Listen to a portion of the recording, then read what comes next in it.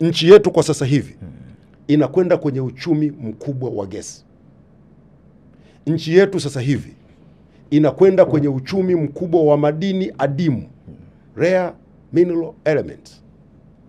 Nchi yetu sasa hivi inakwenda kwenye uchumi mkubwa utakaotokana na uwekezaji wetu kwenye bandari zetu. Bandari ya Dar es Salaam na bandari ya Bagamoyo ambayo tunaanza kuijenga. Uchumi wetu utakwenda kuchochewa kwa kiasi kikubwa na miradi yetu mikubwa.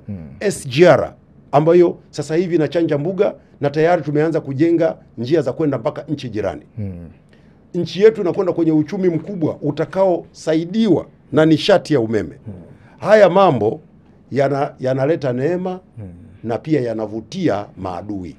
Ni vizuri Watanzania wawe macho.